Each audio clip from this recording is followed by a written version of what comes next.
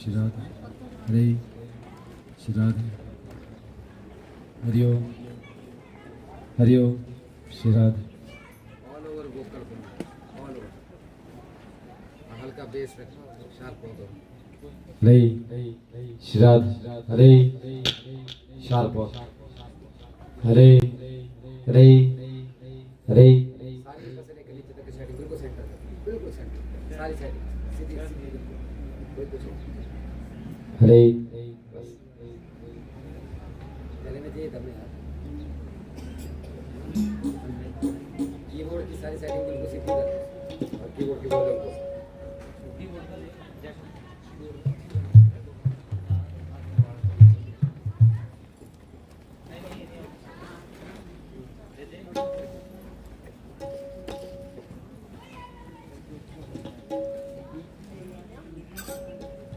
सबको सेंटर बिल्कुल सीधा हरि बोल श्री राधे हरिओम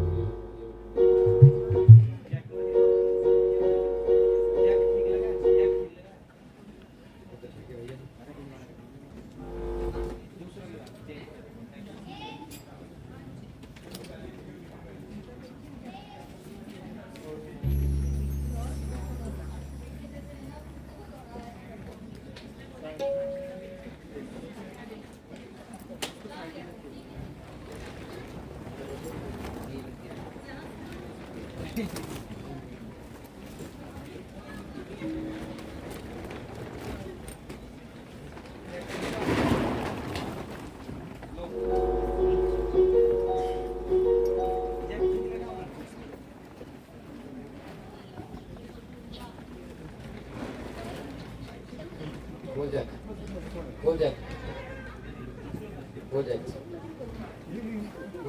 मस्त ट्रैक खोल दे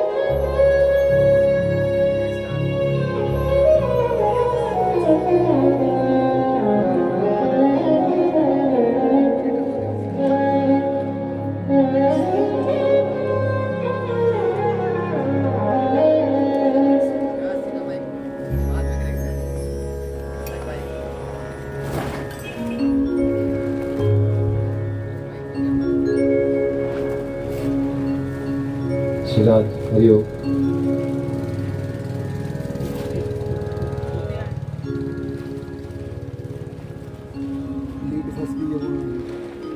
लीड फंस गई हो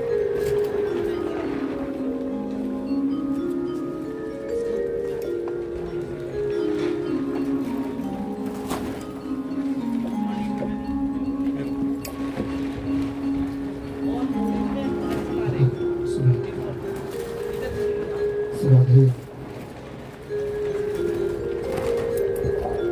श्राद्धे श्राद्धे श्राद्धे दिले डालो उसमें श्राद्धे श्राद्धे श्राद्धे श्राद्धे श्राद्धे श्राद्धे गेम थोड़ा खोलो उसका श्राद्धे श्राद्धे इको कम करना थोड़ा श्राद्धे हरि बोल श्राद्धे श्राद्धे गेम कम कर दो श्राद्धे हरि बोल श्राद्धे हाँ श्राद्धे श्राद्धे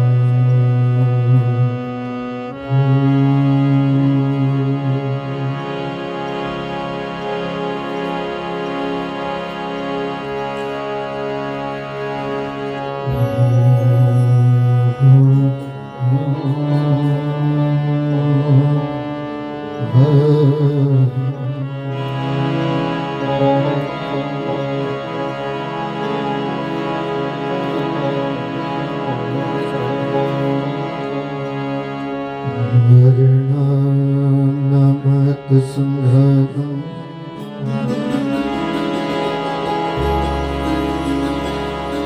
रसनं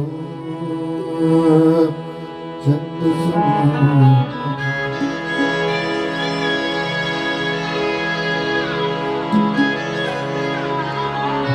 मङ्गलानामत करतारो वन्दे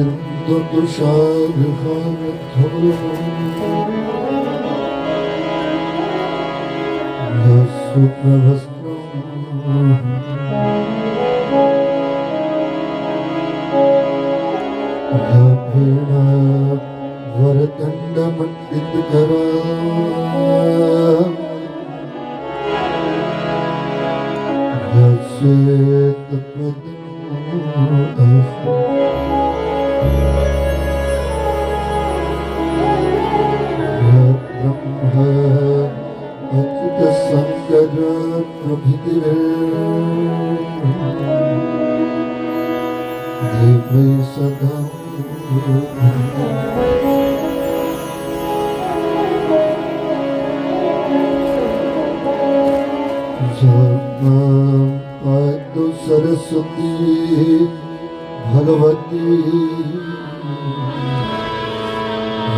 शेष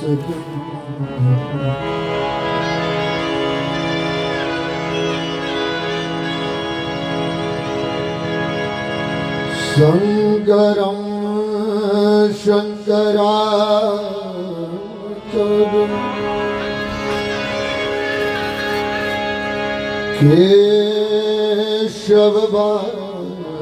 केशवबादरायणं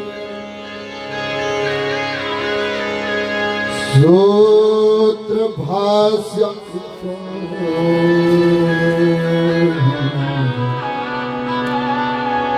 भगवतो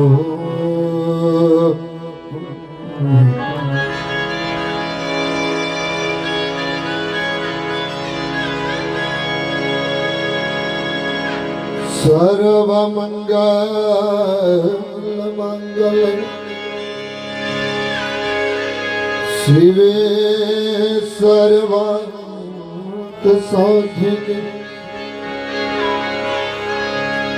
शरणे त्र्यंबके गौरी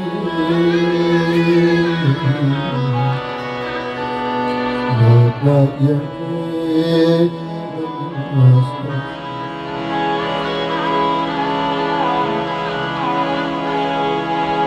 दीक्षणं दण्डाय मंगलम् धन्वभैरवम् नमस्तुभ्यां ज्ञानोत्तरमहर्षि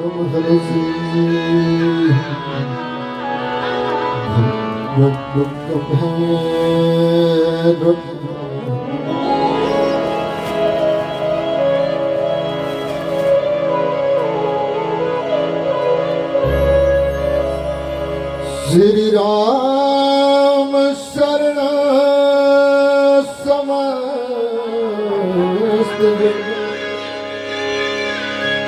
राम बिना गति रामेण प्रतिहन्यते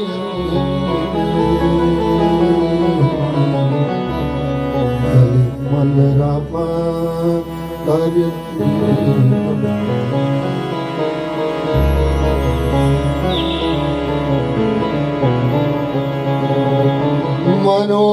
मनोजवम तुल्यवेगम् जतीन्द्रियं बुद्धिमतां वरिष्ठम् वातात्मजं वानरितमक्षम् श्रीरामदूतं शरणं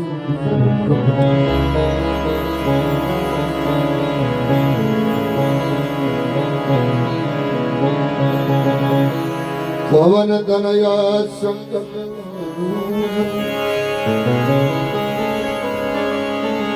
मंगल मूर्ति राम लखन सीता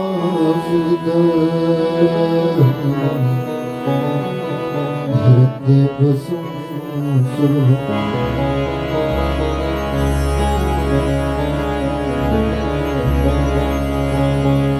आइए हनुमान जी विराजी दीजिए कथा का ज्ञान जिसे सुनकर के सब मनो हो जाएगी भविष्य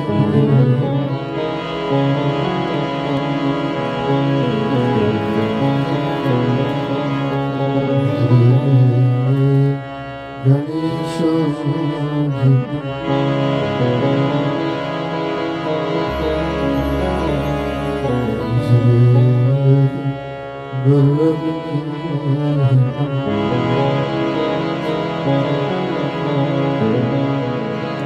भगवती सरस्वती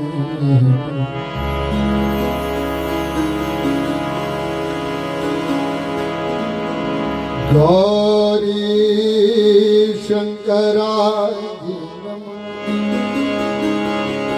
लक्ष्मी नारायणाय नमः श्री शिव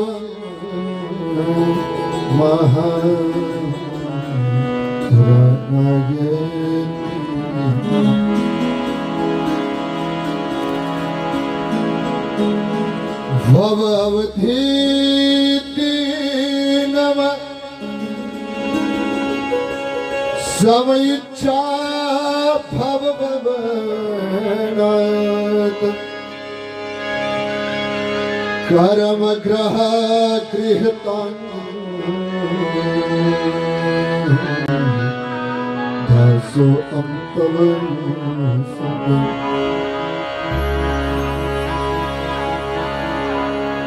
ध्येयं सदा परिभव विभर्ण विष्टुदो तीर्थास्पदं शिविरञ्चनुतं शरण्यं हृद्यार्तिभरणप्रणतपाल भवाधिमोहं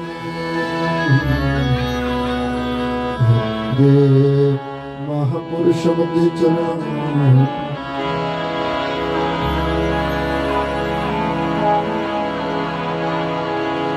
तद्पुरुषाय धीमहि महादेवाय च धीमहि तन्नो रुद्र रुद्र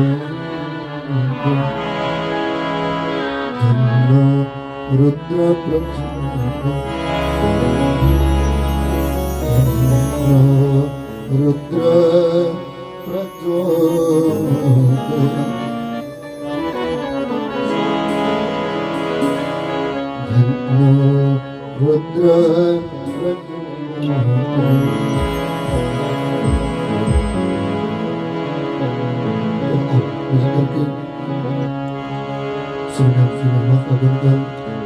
करने के लिए मन की पवित्रता धारण करने से पहले शिव नाम का उच्चारण करें, अपने जीवन का कल्याण करते हैं।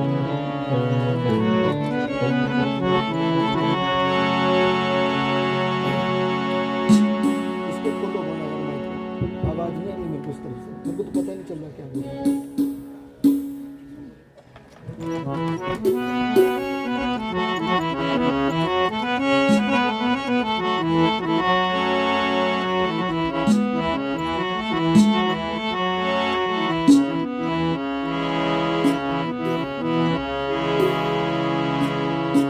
नमः शिवाय ओम नमः शिवाय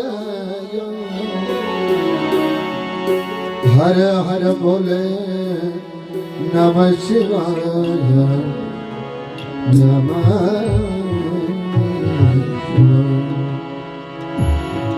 नमः शिवाय ओम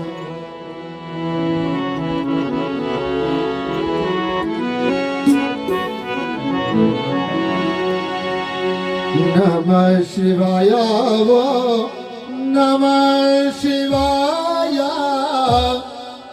हरि हर बोले नमः शिवाय नमः शिवाय नमः शिवाय नमः शिवाय हर हर बोले नमः शिवाय नमः शिवाय ओम नमः शिवाय हरे हरे बोले नमः शिवाय नमः शिवाय ओम नमः शिवाय हरे हरे बोले नमः शिवाय नमः शिवाय बोले नमः शिवाय हरे हरे बोले नमः शिवाय नमः शिवाय वो नमः शिवाय हरे हर बोले नमः शिवाय नमः शिवाय बोले नमः शिवाय हरे हर बोले नमः शिवाय शिवाय नमः शिवाय हरि हर बोल नमः शिवाय नमः शिवाय भोले नमः शिवाय हर हर भोले नमः शिवाय ओम नमः शिवाय ओम नमः शिवाय हर हर भोले नमः शिवाय नमः शिवाय भोले नमः शिवाय हर हर भोले नमः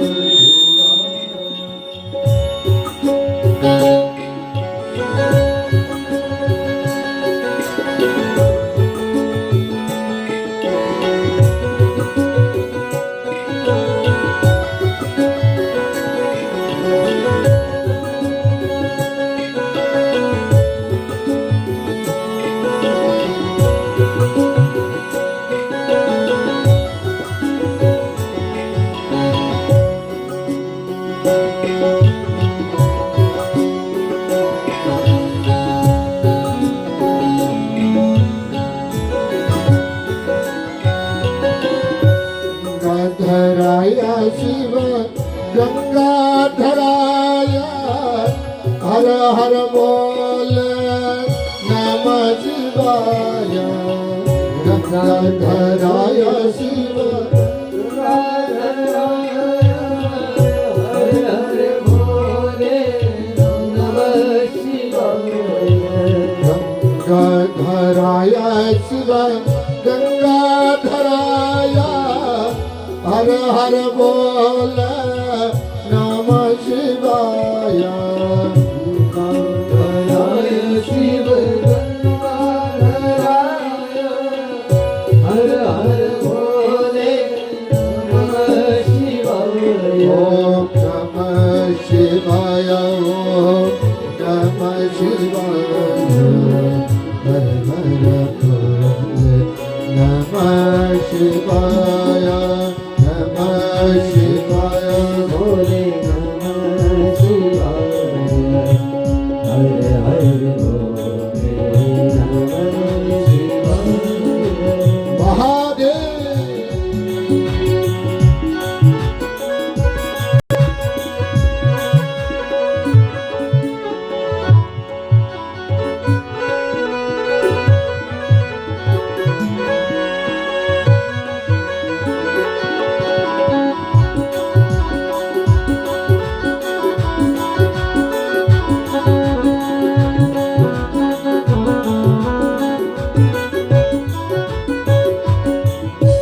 भस्मंगराय शिव भस्मंगराय हर हर बोल नमः शिवाय भस्मांतराय शिव भस्मांतराय हर हर भोले नमः शिवाय भस्मंगराय शिव भस्मंगराय हर हर बोल नमः शिवाय भस्मांतराय शिव भस्मांतराय हर हर भोले नमः शिवाय ओम नमः शिवाय ओम नमः शिवाय हर हर बोल नमः शिवाय नमः शिवाय भोले नमः शिवाय हर हर भोले नमः शिवाय नमः शिवाय ओम नमः शिवाय हर हर बोल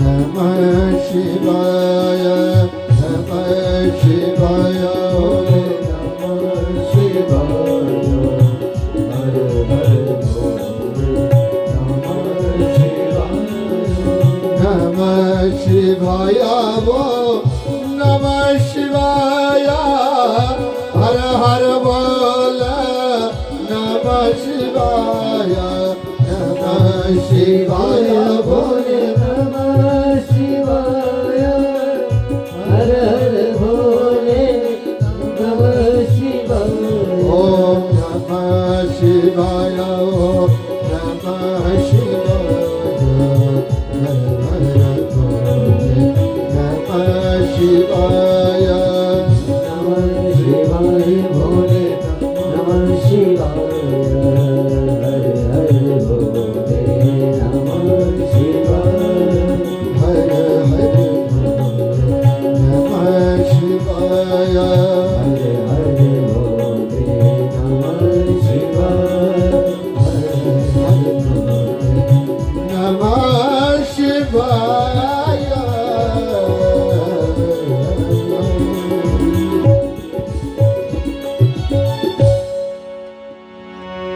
नमः शिवाय ओम नमः शिवाय हर हर भोले नमः शिवाय नमः शिवाय नमः शिवाय ओम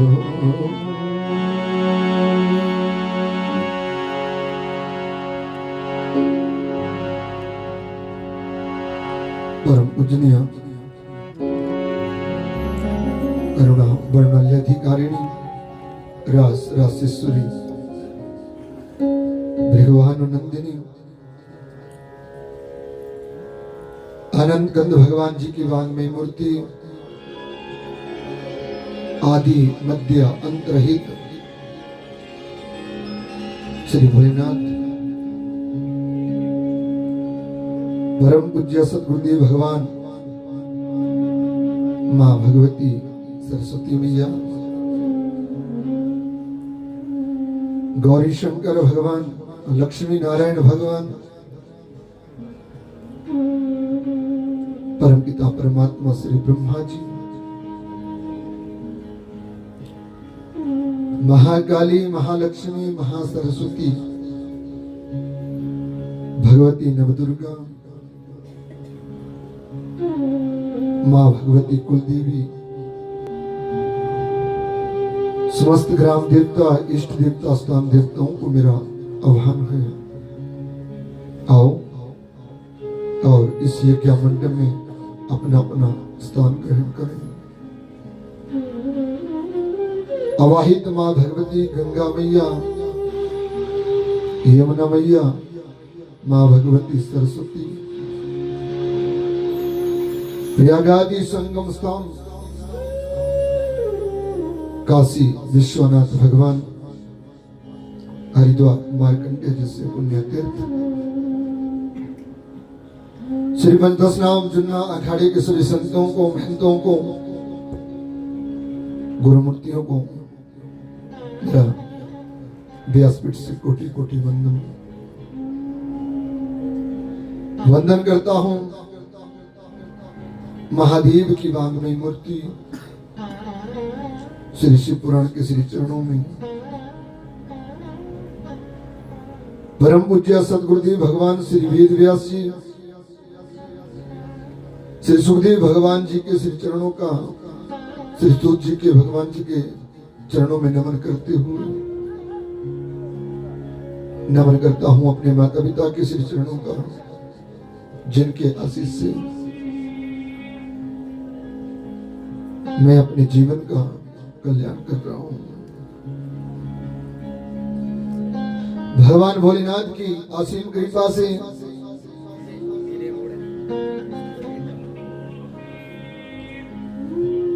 मुख्य यजमान परिवार के द्वारा जिस शिव महापुराण कथा का आयोजन किया गया है, बाबा भोलेनाथ उनके जीवन में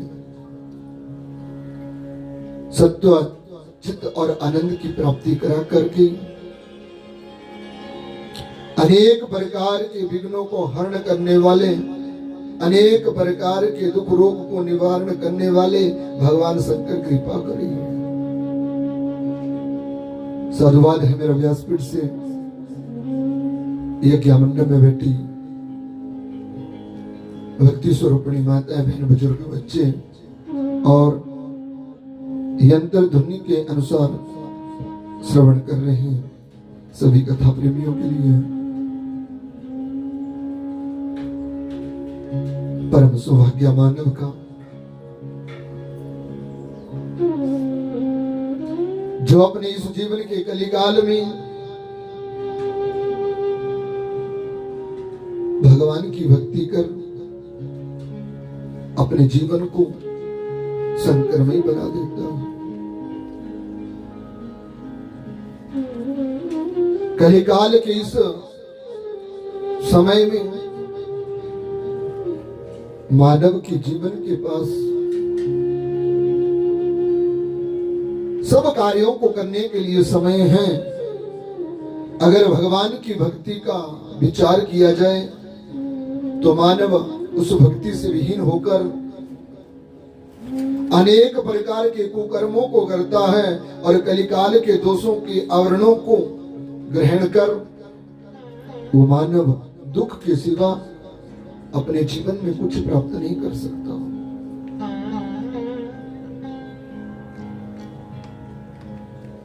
कलिकाल के प्रभाव से पीड़ित हुई संसार की रीति, कोई तन से दुखी, कोई मन से दुखी, कोई रहता है उदास, लेकिन फिर भी मानव के जीवन में दुख तो है। भगवान की भक्ति करने के लिए उनके जीवन में सोच का कोई भी आवरण नहीं बन पाता। क्यों? जब तक मानव के जीवन में भगवान के नाम की भक्ति का प्रभाव, ज्ञान और वैराग्य की उत्पत्ति ना होगी, तब तक हम धर्म कर्म को नहीं कर सकते। और जब जीवन के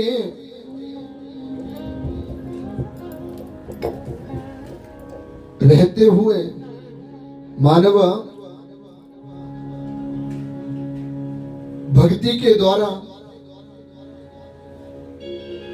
भाव से भगवान की पूजा करता है, भगवान के चरणों में रहकर के अपने जीवन को बिताना चाहता है, तब मानव के जीवन में ज्ञान और वैराग्य की उत्पत्ति भी होती है और मानव का कलिकाल के दुखों से निवारण भी होता है।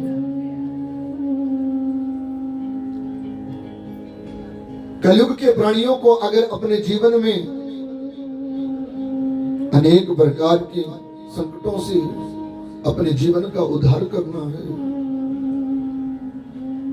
शरीर में लगे हुए रोगों का निवारण करना है, तो मानव को सत्य, सोच, दया और धर्म को अपना करके मानव अगर अपनी सनातन सृष्टि का, सनातन धर्म का, सत्य का वाचन करें तो इस कलिकाल में भी अपने जीवन को मुक्त कर सकता है।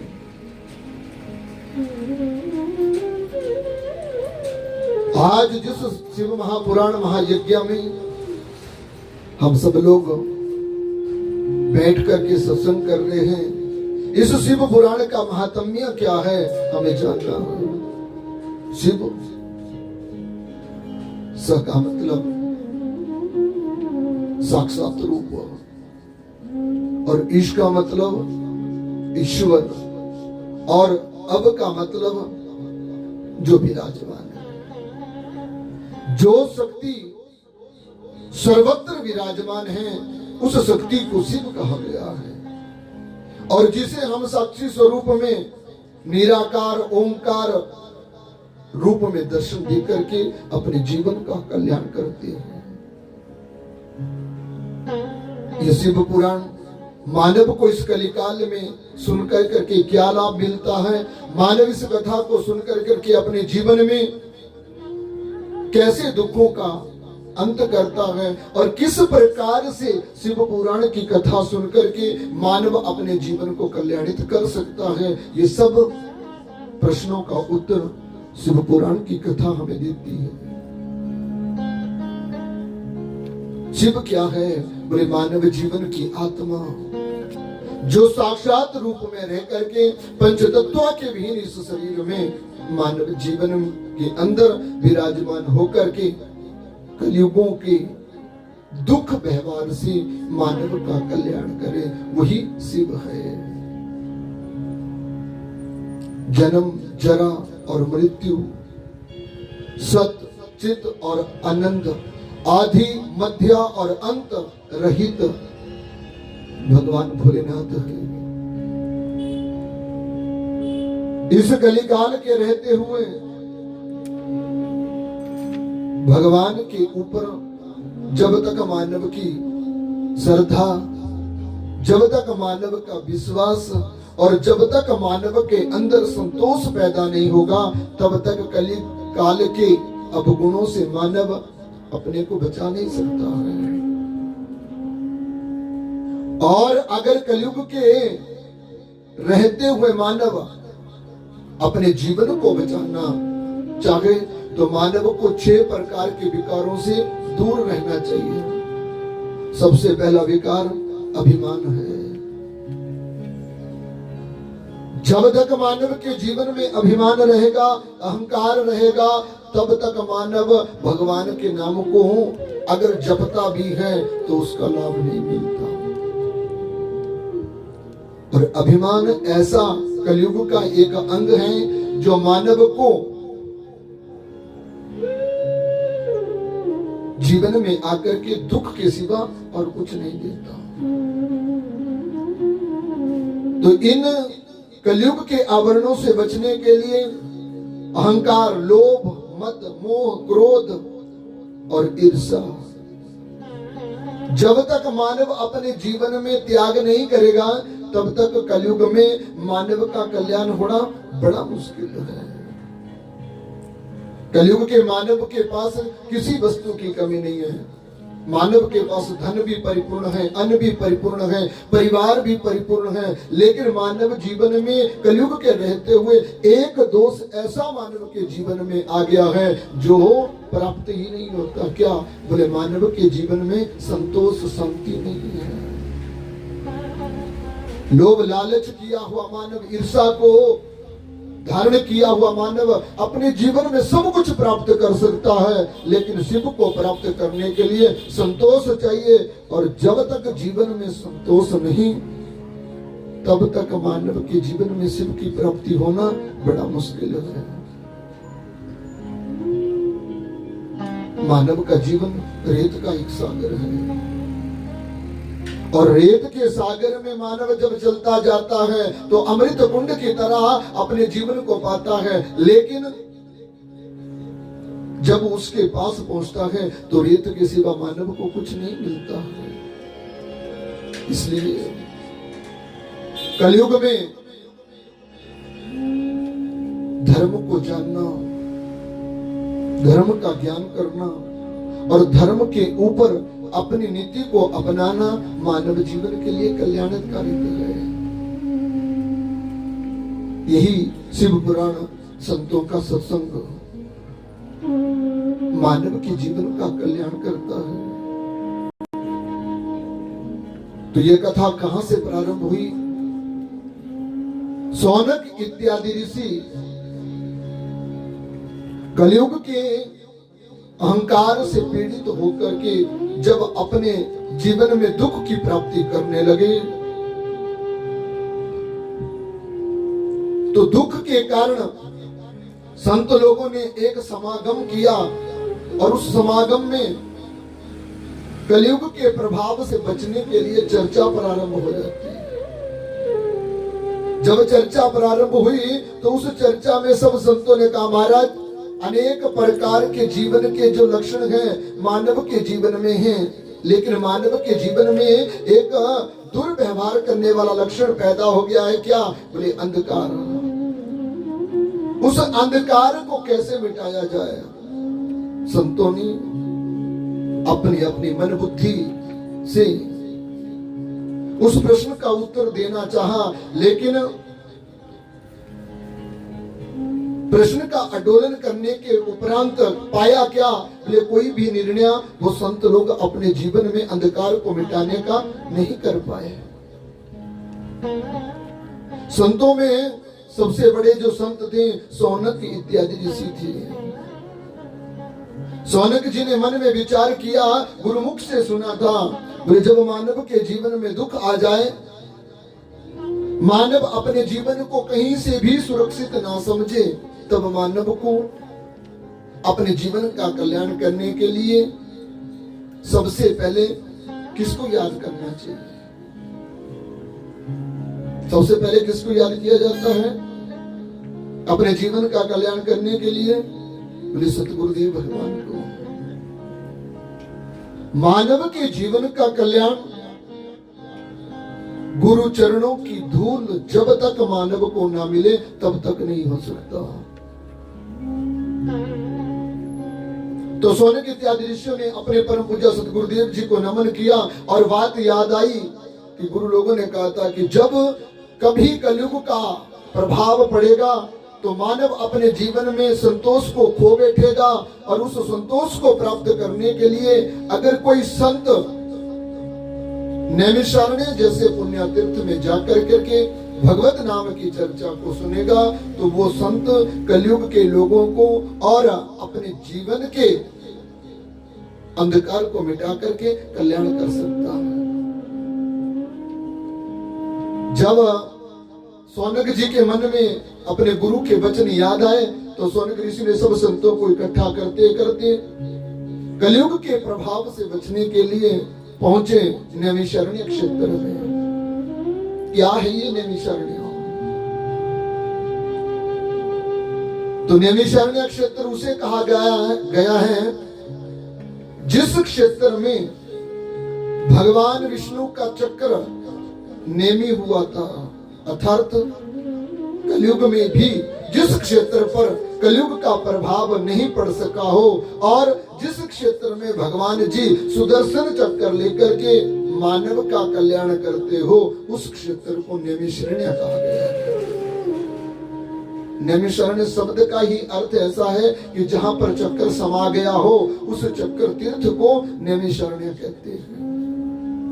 तो सब संतों को लेकर के सौनक जी कलयुग के प्रभाव से बचने के लिए पहुंचे नैमिषारण्य, और जब नैमिषारण्य धाम में पहुंचे तो नैमिषारण्य धाम में पहुंच करके भगवान विष्णु का उन्होंने स्मरण किया, ध्यान पूजन करते हुए उस क्षेत्र में अपने जीवन को वो कुछ सुख प्राप्त करते हुए संतों के इस समागम में सब संत आकर के कलयुग के प्रभाव से बचने के लिए इकट्ठे हुए।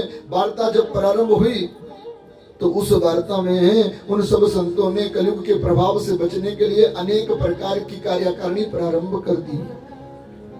कोई संत तप करने लगे, कोई जप करने लगे, कोई यज्ञ करने लगे, कोई भोजन बना रहे हैं, कोई लकड़ियां ला रहे हैं, कोई फूल चुन कर करके ला रहे हैं, और अपनी आत्मा को संतोष प्राप्त करने के लिए सभी संत कार्यरत हो जाते हैं।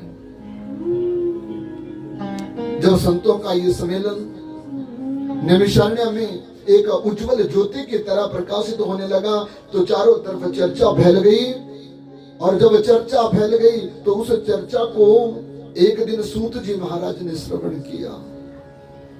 कौन है सूत जी? बोले महाराज वेद व्यास जी की शिष्य है। सूत जी के पिता का नाम रोमहर्षण था, जो वेद व्यास जी के रथ को हाँकते थे, सारथी का कार्य करते थे। तो रोमहर्षण गरीबी के कारण अपने पुत्र को सदगुरु के चरणों में रख कर करके ज्ञान ध्यान की प्राप्ति के लिए वेद व्यास जी के चरणों में उनकी सेवा में रखा, और उसी वेद व्यास जी के शिष्य सूत जी अपने गृहस्थ धर्म को जीते जीते अपने जीवन का कल्याण करते हुए अपने परम पूज्य सतगुरुदेव के आशीर्वाद से अपने जीवन का यापन कर रहे थे। संतों से मिलना, संतों के पास जाना पुण्य कर्मों की बात होती है। सूत जी ने भी मन में विचार किया, अपने घर के कार्य को रोक कर करके श्री सूत जी महाराज पहुंचे नैमिषारण्य क्षेत्र में, और जैसे ही नैमिषारण्य क्षेत्र में पहुंचे तो उस क्षेत्र में पहुंच करके सूत जी सब संतों को प्रणाम करते हैं। जो संत सूत जी को जानते नहीं थे, उन्होंने देख करके भी अपनी आंखों से सूत जी के जीवन को दूर कर दिया।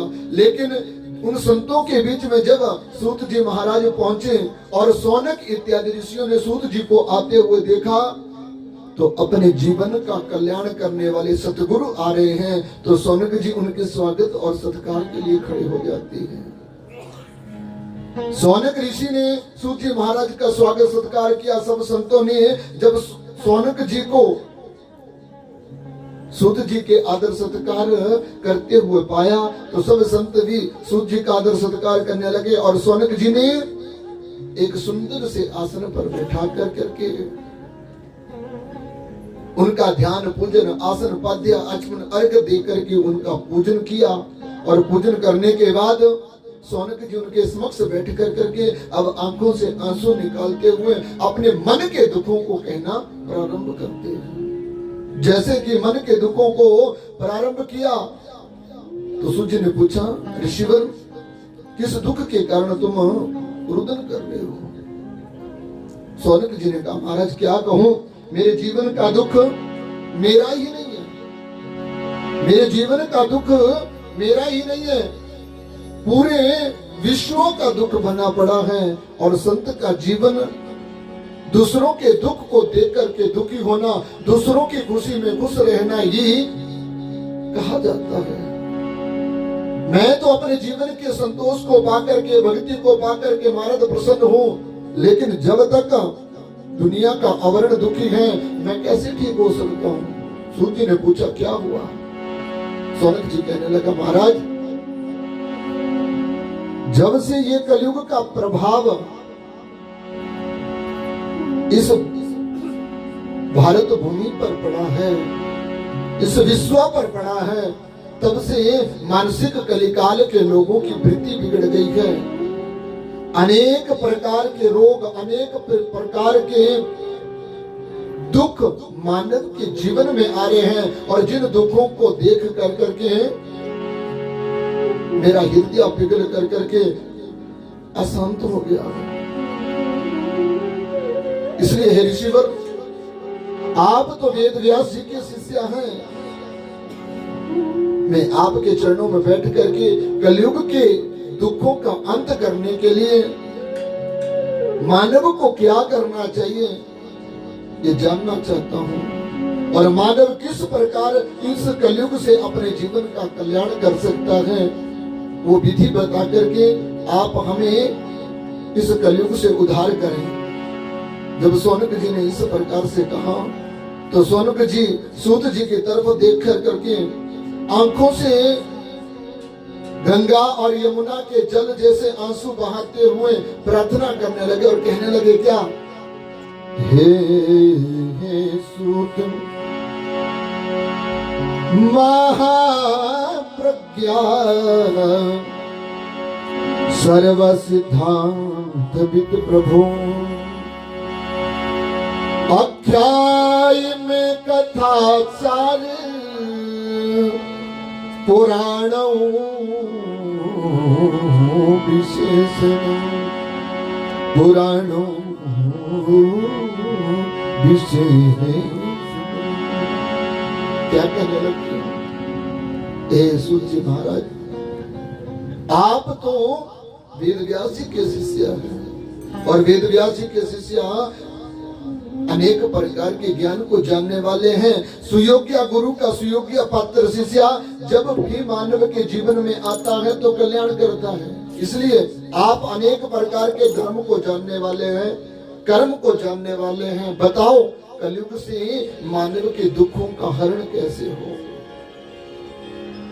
जब इस प्रकार से कहा तो सूत जी बड़े सुंदर भाव और मन से सौनक ऋषि के समक्ष कहने लगे। क्या कहते हैं?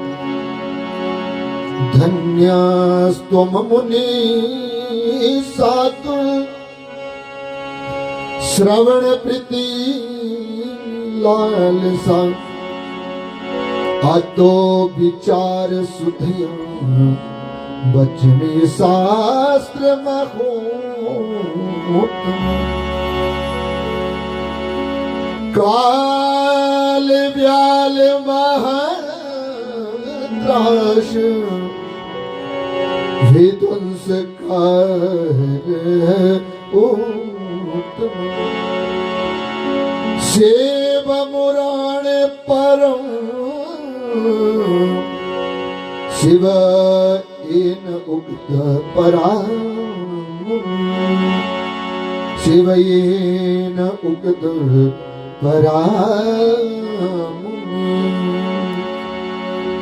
सुधि कहने लग गया, धन्य स्तो मुनि साधुर, सौनक ऋषि तुम धन्य हो। कलिकाल के रहते हुए भी तुम दूसरों का कल्याण करना चाहते हो।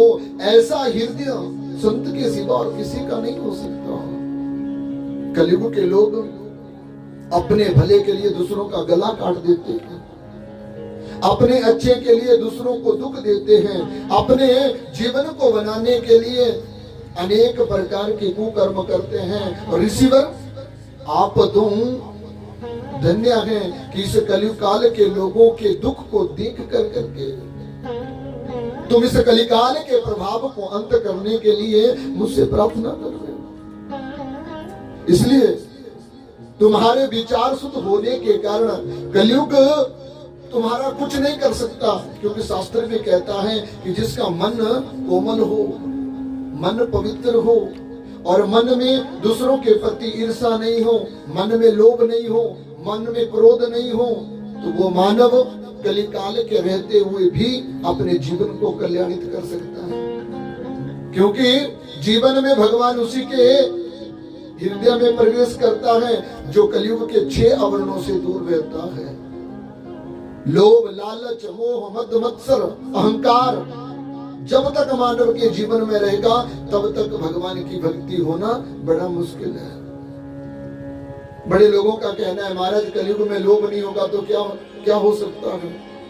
कलयुग में भी ऐसे लोग हैं जो लोभ से रहित रहते हैं, जिनके जीवन में हरिनाम के सिवा कुछ भी नहीं है। और ऐसे लोग कलयुग में भक्ति कर करके अपने जीवन को कल्याणित करते हैं। कलयुग कोई बुरा युग नहीं है, क्योंकि कलयुग का सार्थक कहा गया है नाम संकीर्तन यस्य सर्व पाप परासनम। भागवत का अंतिम श्लोक है कि कलयुग में सिर्फ नाम जप करने मात्र से मानव अपने जीवन को कल्याणित कर लेता है, लेकिन कलयुग के प्राणी का दुर्भाग्य कि इस कलिकाल में वो नाम जप भी नहीं कर पाता। भोजन बनाने के लिए, भोजन खाने के लिए, घर से बाहर जाने के लिए, घर में आने के लिए, अपने जीवन के ऐश्वर्य आराम को प्राप्त करने के लिए मानव कुछ भी कर सकता है, लेकिन इस जीवन को सुधारने के लिए मानव को अगर हरिनाम के बारे में कहा जाए तो मानव उस कर्म को नहीं कर सकता। जीवन को सुंदर सुंदरता से सजा लो, लेकिन जब तक जीवन में हरिनाम नहीं आया, भगवान शिव की भक्ति नहीं आई, तो इस जीवन का ना तो जीवन के जीते जी लाभ है और ना ही मरने के बाद लाभ मिल सकता है। मैं नहीं कह रहा हूं, पुराण कह रहा है। श्री सूत जी कह रहे हैं कि काल व्याल महात्रास विध्वंस कर उत्तम। काल हमें सदा प्यासे व्यक्ति की तरह, जैसा प्यासा व्यक्ति जल को प्राप्त करने के लिए कुछ भी कर सकता है ना, वैसे काल सदा हमारे पीछे दौड़ रहा है। और वो जीवन में मानव का अंत करने का समय ढूंढता है। जैसे ही उस काल को मौका मिले तो वो काल भयंकर व्याध की तरह मानव के ऊपर आतंक कर करके उसका अंत कर देता है। इसलिए इस कलयुग काल से बचने हेतु मानव को अगर अपने जीवन का उद्धार करना है तो सैव महापुराण परम शिव उक्तम पुराण में मानव को अपने जीवन में कुछ नहीं करना है, शिव नाम का उच्चारण कर करके इस कलिकाल से मानव अपने जीवन को बचा सकता है। अब लोग कहते हैं महाराज सुबह उठ करके बोलता हूँ 100 पाप सोचने के बाद अगर तू शिव नाम लेता भी है तो एक शिव नाम क्या 100 पापों का अंत कर देगा? करेगा ना। लेकिन मानवों को जब शिव नाम लेना है तो उन पापों से मुक्त होकर के लेना है। प्रातः काल उठो, ब्रह्म मुहूर्त में उठ करके स्नान करो। आज का समय कलयुग में आवरण, सबसे ज्यादा नींद, उसके बाद दूसरे नंबर पर आलस्य, तीसरे नंबर पर किसी की बात ना सुनने का विचार, और चौथा अपने जीवन का अहंकार। ये 4 आवरण कलयुग के हैं। जब तक रहेंगे तब तक मानव का भला नहीं हो सकता। शास्त्र कहता है मानव को ब्रह्म मुहूर्त में उठना चाहिए, और ब्रह्म मुहूर्त में उठ कर करके सबसे पहले अपने माता पिता की सेवा। जिनके जीवन में माता पिता है वो सबसे ज्यादा परमात्मा को प्राप्त कर सकते हैं। लेकिन कलिकाल में क्या है, बोले कलिकाल में माता पिता तो दूर गए, लेकिन कलिकाल में हमारा जो दुर्भाष है ना, यही माता और यही पिता बन गया है। लोग अपने जीवन में सब भूल कर अपने जीवन के ऐसो आराम के लिए अपने जीवन का लक्षण भूल गए हैं, जिसके कारण मानव के जीवन में दुख के सिवा और कुछ प्राप्त नहीं होता। कलयुग के मानव के पास धन है, घर है, परिवार है, संतानें हैं, बिजनेस है, घोड़ा गाड़ी सब सुविधा है, लेकिन मानव के पास क्या नहीं है, जीवन का सुख। और वो तब तक नहीं मिल सकता जब तक मानव अपने जीवन में शिव नाम का उच्चारण न करे। शास्त्र ये नहीं कहता 18 पुराण है, 18 पुराणों के अलग अलग कथाएं हैं, और 18 पुराणों के बीच में 18 पुराणों का लक्षण एक ही है, भगवान की परमात्मा की प्राप्ति। आप शिव पुराण सुन लो, भागवत सुन लो, राम कथा सुन लो, देवी भागवत सुन लो, 52 पुराण, नारद पुराण, मत्स्य पुराण, स्कंद पुराण, कोई भी सुन लो, लेकिन सबका लक्ष्य एक ही कि भगवान को प्राप्त करो। और जब तक मन अशुद्ध है भगवान की प्राप्ति नहीं हो सकती है। जैसे खट्टा, मीठा, नमकीन, कुशला खाने से मानव की तबीयत बिगड़ जाती है ना, वैसे ही कलयुग के आवरणों के रहते हुए मानव की बुद्धि और मन बिगड़ता है, जिसके कारण मानव के जीवन में रोग लगता है। और रोग क्या है? ईर्ष्या, द्वेष। शिव की कथा कहती है कि अपने जीवन को, अगर तुम अपने जीवन का कल्याण करना चाहते हैं, अमृत स्वरूप अपने जीवन को प्राप्त कर करके अमर बनना चाहते हो, तो एक सद्गुण अपने जीवन को ग्रहण कर लो। क्या? बोले वो है मतभेद का त्याग, अहंकार का त्याग।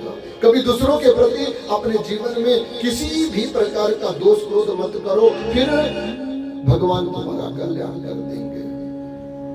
और मानव अगर एक भी सद्गुण, एक कथा को सुन करके ग्रहण कर लेता है ना, तो जीवन में 10 कथाएं तो 6 अवगुण खत्म हो जाते हैं, और 4 पुरुषार्थ के गुण मानव के जीवन में आ सकते हैं। अनेकों कथा व्यक्ति सुनता है, लेकिन पाया क्या? 3 घंटे व्यर्थ होने से अच्छा है कि अपने जीवन को प्रभु के चरणों में लगा कर उन 3 घंटों में एक शब्द अपने जीवन में ग्रहण कर लो, तो मानव का कल्याण हो सकता है। तो शिव पुराण की कथा सैगमयी है। जैसे लकड़ी के बीच में आग जलती है, राख निकल कर करके दिखाई देती है, वैसे ही शिव पुराण की कथा है। अनेक पुराणों का अनेक आख्यान है, लेकिन शिव पुराण का जो आख्यान एको अहम द्वितीय नास्ति लिखा गया है कि मैं एक शिव सबका कल्याण करता हूँ। और शिव कौन है? हमारा ये शरीर। जब इसमें से ईश्वर तत्व खत्म हो जाएगा तो ये सब बन जाएगा, अर्थात आदमी की मृत्यु हो जाती है। तो शिव का मतलब जिसके शरीर के अंदर शिव आत्मा स्वरूप में वास करती है, उस आत्मा स्वरूपी शरीर को शिव कहा गया है। शिव का मतलब सार्थक शरीर, शरीर का मतलब चिंतित शरीर, शिव का मतलब आनंदित शरीर। जब तक मानव के जीवन में सत्व, चित्त और आनंद की प्राप्ति ना हो, तब तक ये शरीर अपने जीवन में शिव को प्राप्त नहीं कर सकता। इसलिए शिव को प्राप्त करने के लिए हमें शरण में जाना पड़ता है सतगुरुदेव भगवान की।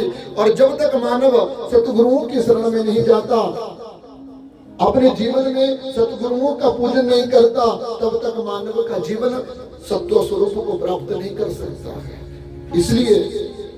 इसलिए सोनक जी ने सूर्य के चरणों में रह करके जब विनम्र प्रार्थना करी तो सतगुरु के चरणों से अमृत निकला, मुख से अमृत निकला, और उस अमृत ने कहा कि हे ऋषिवर, अगर तुम कलयुग में अपने जीवन का कल्याण, अंधकार, रोग दोष को मिटाना चाहते हो तो रोग दोष को मिटाने के लिए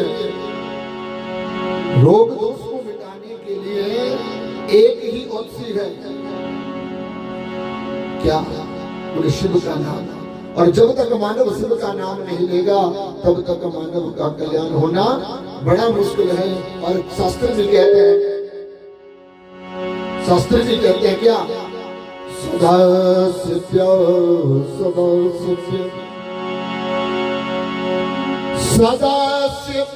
विशेषता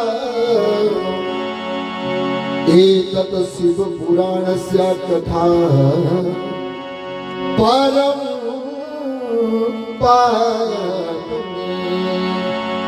शिव पुराण की कथा बहुत पावन कथा है, और इस पावन कथा को सुनने के लिए सेवन करना पड़ेगा। जब तक मानव के जीवन में सेवन नहीं, शिव नहीं मिल सकते। अब सेवन का क्या मतलब है? जैसे कलयुग के लोग सेवन करते हैं मदिरा का, मांस का, वैसे ही शिव कथा का भी सेवन है। मानव के जीवन में जब तक अंतर हृदय से कथा सुनने का मन ना हो ना, तब तक ये शिव की कथा किसी के हृदय में प्रवेश नहीं करती है। अब कोई व्यक्ति था, बड़ी सुंदर कथा की, नित्य प्रति कथा सुनता, नित्य प्रति संतों के साथ रहता, लेकिन जीवन में फल क्या मिला? उन्हें कुछ भी नहीं। एक दिन वो व्यक्ति जब अपने जीवन में दुखी हो गया तो दुख के कारण उस व्यक्ति ने मन बना लिया कि आज के बाद ना तो सत्संग करूंगा, ना किसी को पूजूंगा, और ना ही किसी के पास जाकर के ज्ञान प्राप्त करूंगा। बोले क्यों? बोले जब मानव के जीवन में दुख के सिवा और कुछ मिलता ही नहीं तो फिर मानव को सब कुछ करने की क्या आवश्यकता है? मन में जब ये बात उसने अपने जीवन में जब इस बात को उजागर किया तो दुखी होकर के अपने जीवन को जीने लगा। अब लोगों के बीच में चर्चा चल पड़ी, क्या? बोले जो मानव सबसे बड़ा भक्त था, आज वो सब भक्ति का त्याग कर करके अब अपने जीवन को दुख में ही रख करके जीता है। एक दिन की बात है, एक दिन उस व्यक्ति को दुखी मन से हृदय से एक संत मिल गए। जब हृदय से दुखी उस व्यक्ति को संत मिले तो संत ने कहा, रे भाई तुम क्यों रो रहे हो? क्या कारण है? दुख में रोना नहीं चाहिए। उस व्यक्ति ने कहा, महाराज क्षमा करो, आप लोगों की बड़े बड़ी बातें सुनकर करके ही तो मैं अपने जीवन में रोने के सिवा कुछ नहीं प्राप्त किया। संत ने कहा, ऐसा? संतों ने क्या कह दिया कि आपको दुख मिला? अब वो व्यक्ति रो करके कहने लगा, बोले महाराज ऐसी बात है कि हमारे जीवन में बड़े संत आए, बड़े महंत आए, बड़ी बड़ी कथाएं भी हुई, लेकिन हमारे जीवन में दुख के सिवा कुछ नहीं मिला। तो क्यों नहीं मिला? जो मानव सत्संग में रहता है वो सत्संग से अपने जीवन के दुख का अंत करता हुआ मोक्ष प्राप्त कर लेता है, आप लोग कहते हैं। लेकिन मैंने अपने जीवन में दुख को प्राप्त करके और कुछ प्राप्त नहीं किया। तो संत ने उसे बैठाया, बोले महाराज जी तुम क्या कहते हो? बोले मैं सत्य कह रहा हूं। बोले तुम बताओ जरा, सत्संग में जाकर के संतों के पास जाकर के तुम क्या करते थे?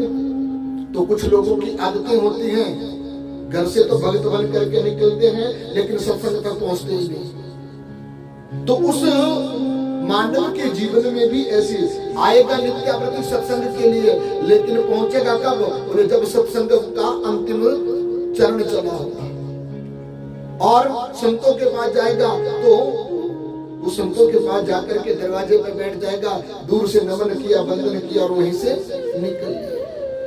सारी दुख व्यवस्था उस दुख व्यक्ति ने संत से कही है। संत समझ गए इसके जीवन में दुख का कारण क्या है। बोले सत्संग से दूर रहना।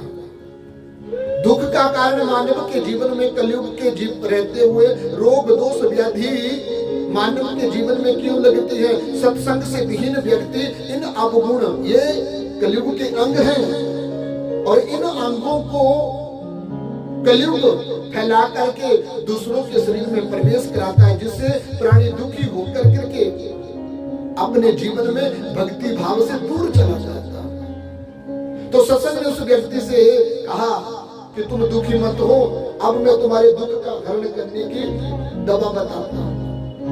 महाराज ठीक है बताओ। बोले करेगा? बोले मेरा वचन है मैं करूंगा। तो बोले जाकर के मैं जिस नियम को बताता हूँ तुम उस नियम को ग्रहण करना, और ग्रहण कर करके जब तुम्हारे जीवन में उस नियम का पालन होगा तो फिर तुम्हें सत्संग का लाभ मिलेगा। बोले क्या करना होगा? जिस भी जगह पर सत्संग हो, जिस भी जगह पर संत मिले, जिस भी जगह पर ब्राह्मण बैठे हो, कभी दूर ना जाओ, उनके पास आकर के उनके सत्व गुणों को ग्रहण करो। अब शास्त्र में बात आती है कि लोग सब प्रणाम करते हैं, मत्था टेकना, सब नमन करते हैं। नमन करने की क्रिया क्या है? क्यों नमन किया जाता है? नमन करने का मतलब है अपने पाप गुणों को त्याग करना और दूसरे के सत्गुणों को ग्रहण करना। मत्था टेकने का, पांव छूने का क्या मतलब है? अपने अवगुणों का त्याग करना और सद्गुणों का प्राप्ति करना। तो वो मत्था टेकना पांव छू करके क्यों होता है? उसे तो दूर से भी नमन किया जा सकता है। तो शास्त्र में ब्रह्म पुराण में एक कथा आती है कि हमारा जो दाहिना पांव होता है ना, इसका जो अंगुष्ठ है, अंगूठा, उसमें लक्ष्मी का वास रहता है। और जो लक्ष्मी है वो हृदय से, हमारी जो हृदय की नाभि की एक नासिका है वो अंगूठे को जैसे छूती है वैसे हमारे सिर को भी छूती है। तो उस अंगूठे में जिसमें लक्ष्मी का वास है, उस लक्ष्मी के साथ भगवान विष्णु भी साथ में रहते हैं। तो उस दाहिने पांव के अंगूठे को स्पर्श करने से वो लक्ष्मी हमारे पाप गुणों को जला देती है और पुण्य की प्राप्ति होती है। इसलिए लोग चरणों में जाकर के नमन करते हैं।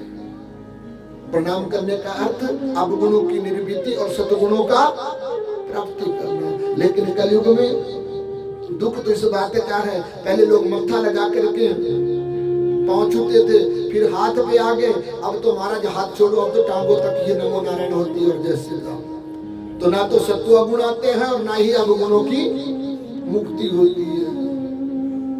तो जीवन में अगर अपने को कल्याणित करना है तो कल्याणित करने के लिए इस जीवन के रहते हुए मानव को अपनी सनातन सृष्टि को जानना परम आवश्यक है। सूर्य कहते स्वर्ण का दृश्यों कलयुग से बचने के लिए एक ही मार्ग है, क्या?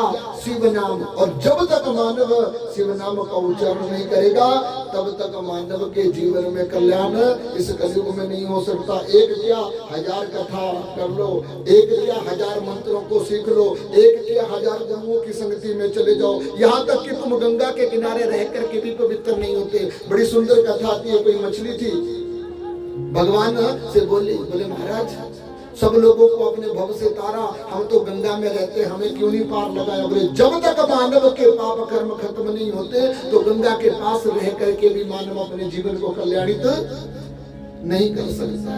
तो इसलिए शिव को प्राप्त करने का समय 7 दिनों का 1 सप्ताह और 4 तत्वों से युक्त शिव नाम का वाचन, सत्य, सोच, दया और धर्म। 7 दिनों का 1 सप्ताह होता है और 4 दिनों का 1 धर्म। कितने हो गए? 11। तभी 11 दिनों की शिव पुराण की कथा होती है कि 7 दिनों में जो आदमी ना बदल सके वो 4 तत्वों को जान कर करके जब 1 सप्ताह 4 दिन पूर्णतः शिव भगवान की सेवा करेगा, शिव भगवान की कथा सुनेगा, तो उस मानव के जीवन में एकादश रुद्र शंकर जी की प्राप्ति होगी और मानव अपने जीवन में कल्याणित हो जाता है। इसलिए अपने जीवन को कल्याण प्राप्त कराने के लिए शिव नाम को प्राप्त करना सोनक जी कलयुग में दुखों का अंत करने के बराबर है। और जब तक शिव नहीं बोलोगे तब तक अपने जीवन को कल्याणित कल्याणित, हाँ कथा में आकर के आलस्य, कथा में आकर के नींद का आवरण, कथा में आकर के अपने जीवन के सुख चैन को छोड़ना ही सबसे बड़ी भक्ति है। कलयुग में पर्वतों में रह करके, गुफा में रह करके भक्ति नहीं की जाती। कलयुग में तो सत्संग ही भक्ति है।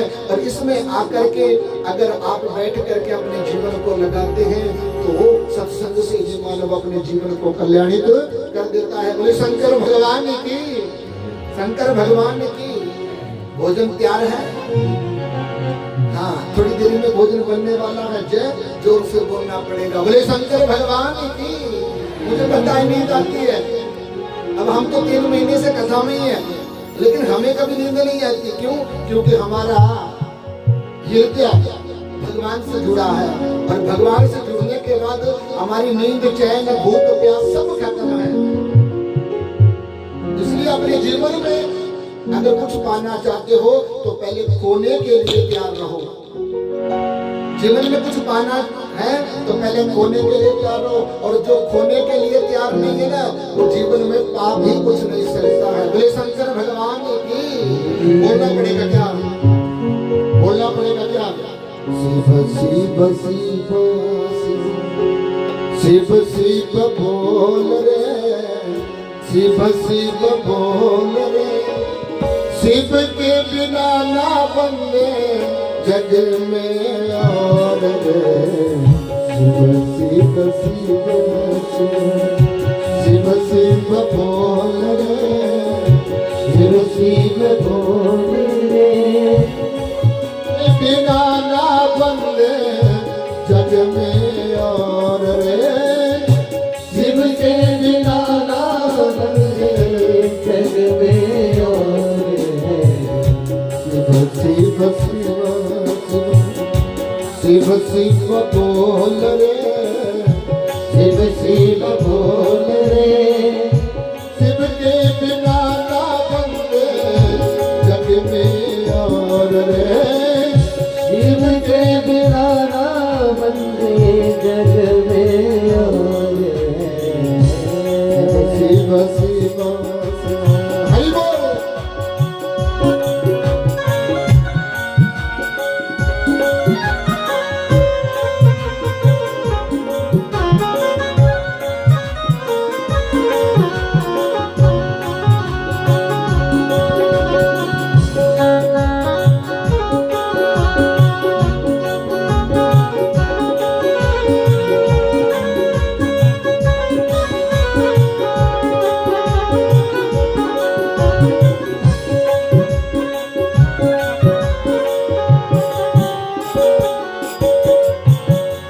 शिव ही ब्रह्मा, शिव ही विष्णु, शिव ही ब्रह्मा, शिव ही विष्णु, शिव ही शंकर पार लगाते, शिव ही शंकर पार लगाते। शिव शिव शिव शिव बोल रे, शिव शिव बोल रे, शिव के बिना ना बंदे जग में और रे। शिव के बिना ना बंदे जग में और रे। शिव शिव शिव शिव बोल रे, शिव शिव बोल रे, शिव के बिना ना बंदे जग में और रे। शिव के बिना ना बंदे जग में और रे। शिव शिव शिव महादेव।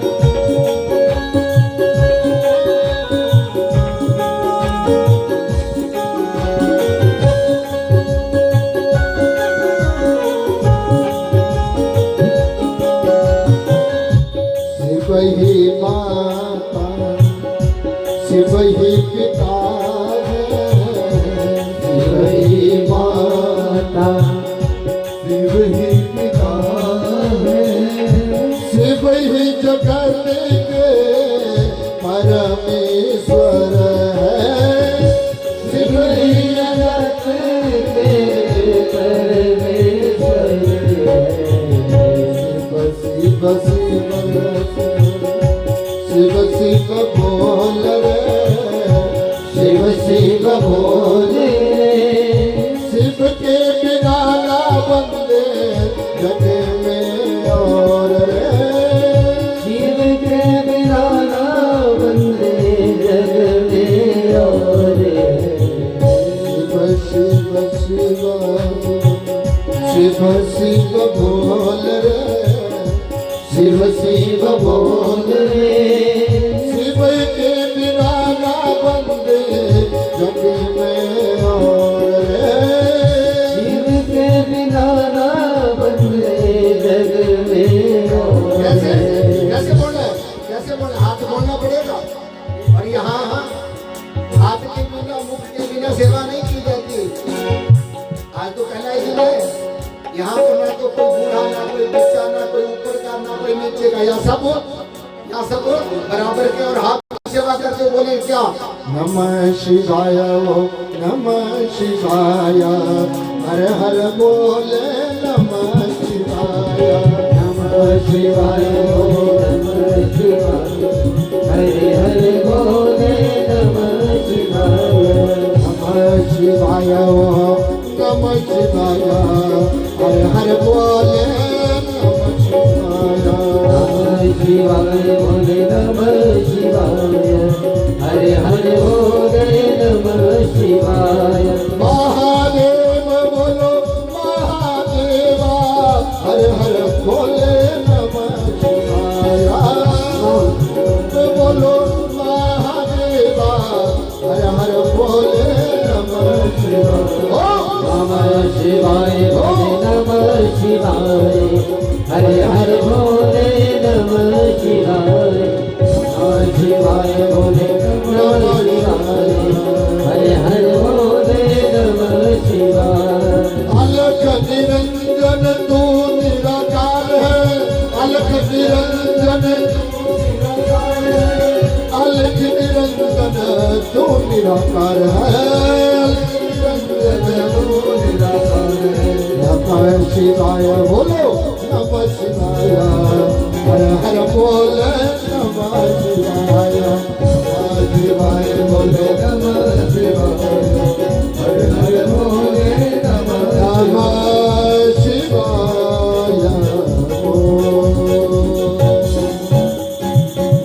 बोले शंकर भगवान की, शिव महापुराण की। तो आज की कथा को हम यहीं पर विश्राम करेंगे। कल से इस कथा का जो नियम सारणी जो है आप लोगों को सबको बता दें।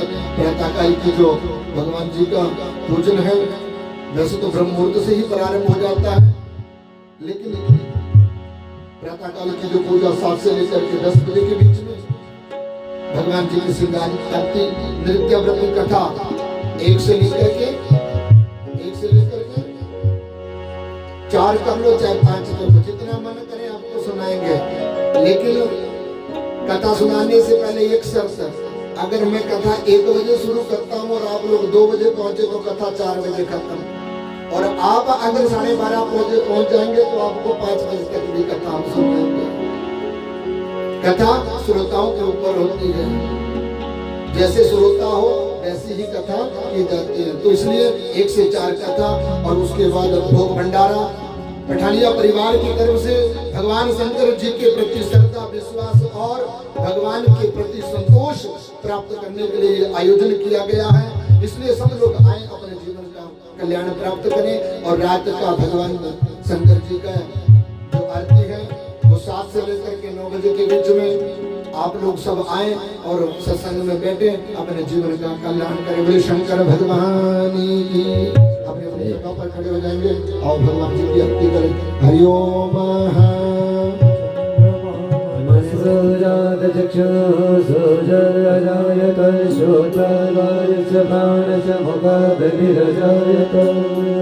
जय शिव ओम भज हरि शिवो मकार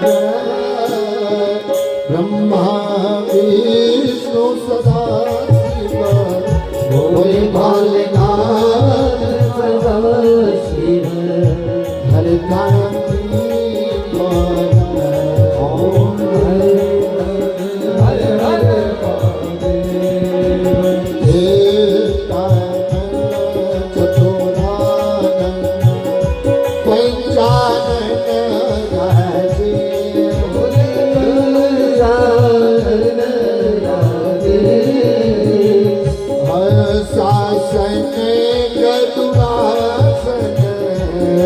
शासन करुणा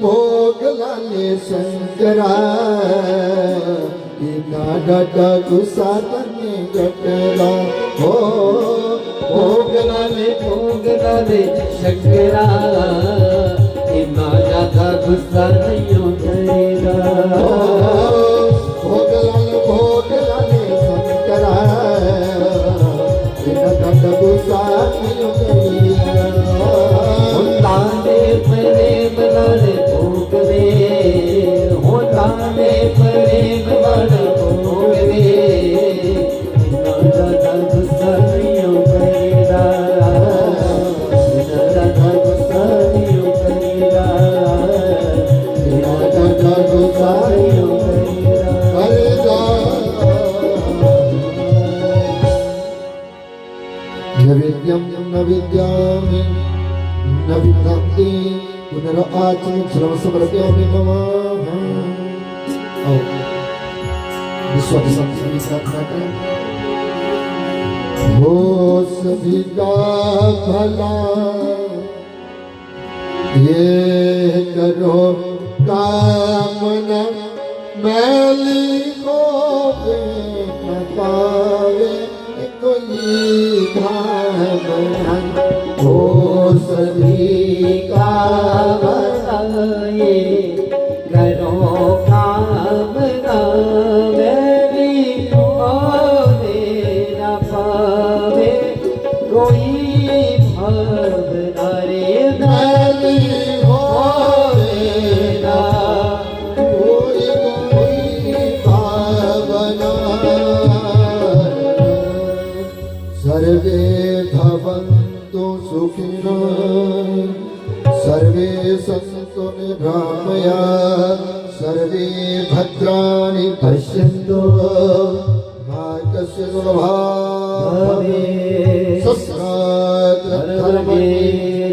अधर्म का प्राणियों में विश्व का गौ माता सेवा भारत माता अपने अपने माता पिताओं की सद्गुरुदेव भगवान की बोले शंकर भगवान की दुर्गा मैया की दुर्गा मैया की बाल कृष्ण लाल की सीताराम चंद्र भगवान की बोले गौरी शंकर भगवान की शिव महापुराण की श्रीमद राम जुनाथनी की गंगे हर नर्मदे हर जटा शंकर हर हर हर महादेव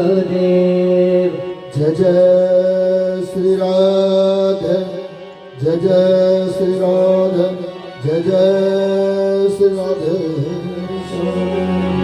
इसके साथ मैं अपनी वाणी को विराम दूंगा। शंकर भगवान जी की पावन चरणों में आप सब लोगों के लिए जय श्री राधे राधे राधे। ओम नमो नारायण।